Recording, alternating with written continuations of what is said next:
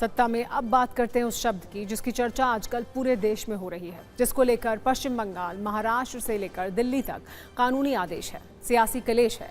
ये शब्द है अवैध पशु तस्करी, गौ तस्करी भी आप इसे कह सकते हैं। आज से 5 दिन बाद बकरीद है, इसलिए इन आदेशों की चर्चा हर तरफ हो रही है।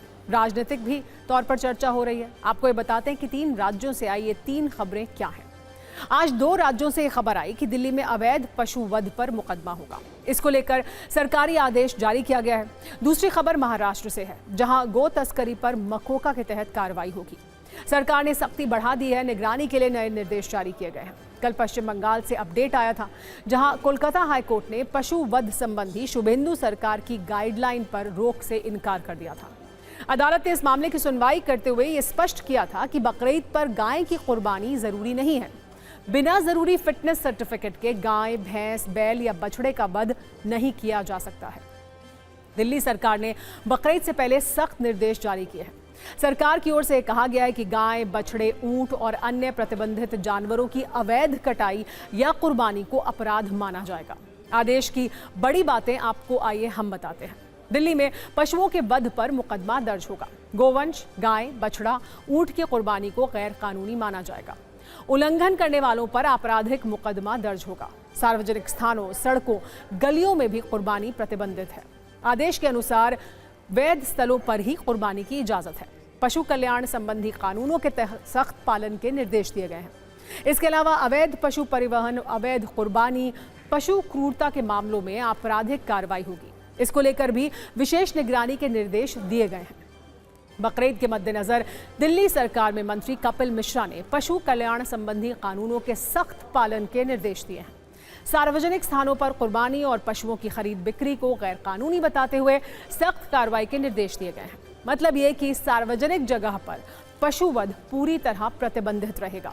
दिल्ली सरकार की ओर से यह भी कहा गया है कि त्योहार के दौरान कानून व्यवस्था, साफ सफाई और पशु संरक्षण कानूनों का पालन अनिवार्य होगा।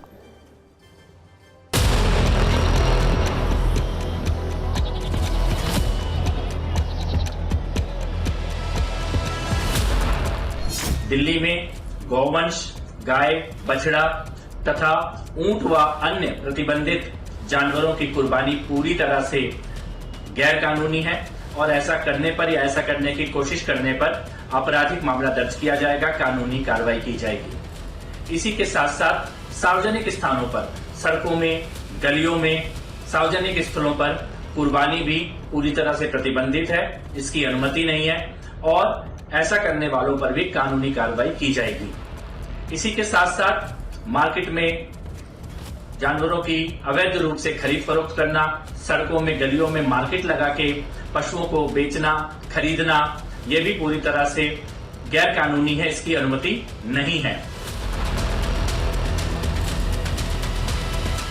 हर स्टेट ने ऐसे कानून पास कर रखे हैं। हर स्टेट में इस तरह के स्थान बनाए हुए हैं जो डेडिकेटेड स्थान हैं जहां कुर्बानी दी जा सकती है।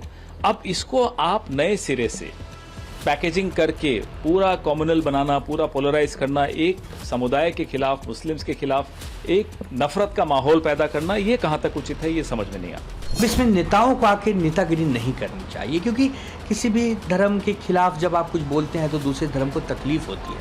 हम भी एक धर्म को मानने वाले लोग हैं, हम लोग हिंदू हैं। कोई भी हिंदुत्व के खिलाफ बोलता है तो तकलीफ होती है। वैसे कोई इस्लाम को मानता है तो इस्लाम के खिलाफ बोलने से इस्लाम को मानने वालों को तकलीफ होती है। ये देश सभी का है।